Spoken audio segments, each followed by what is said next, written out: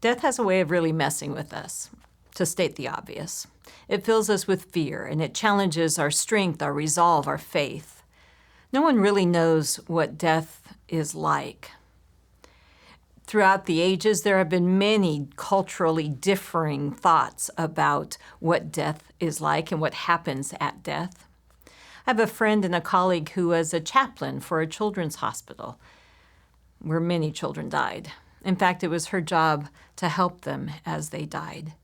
She wrote a book about all of her experiences, and in the book, she writes about one little girl who she had a conversation with. She asked her what was the one thing she wished.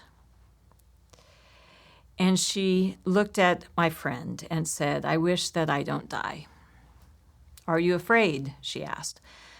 Her eyes got big and she looked at me like I was crazy. "Afraid," she said, as if I were asking the most ridiculous question in the world. "No, I'm not afraid at all. I'll go to heaven, but I don't want to. I know what they do in heaven. They sing quiet songs and whisper all the time. It'll be boring, and I don't want to go there. It'll be worse than this stupid, boring hospital."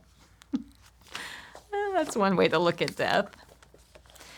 Chaplaincy is an important role, but I'm not a pastor. I'm not a chaplain. I'm a pastor of the living.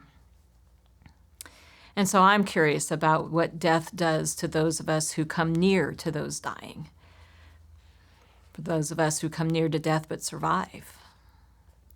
What does it mean to be resuscitated? And what does life look like after an encounter such as that? The little girl in the book, she actually came around. In fact, as she got closer to death, this is the conversation she had with my friend. The little girl whispered, "Remember how I told you my wish? How I told you I didn't want to die? Remember how I told you heaven would be boring? It isn't." And then she told my friend about a vision she had. She says, "It's beautiful. It's not boring at all. You can laugh there and have fun. And there are kittens. Oh, and the rainbows are so pretty. I just wanted to tell you it isn't boring there at all. I'll laugh when I get there and play with kittens and climb on the rainbows if I want to."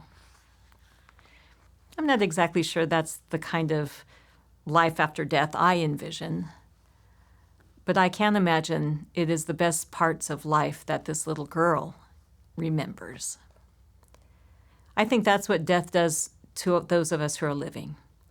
Helps us see life more completely, to see the beauty in life, and it gives us a chance to really seek after it and live into it. I hope you'll join me on Sunday, where we'll talk more about these miracles of death, near death, and life after death. We'll see you then.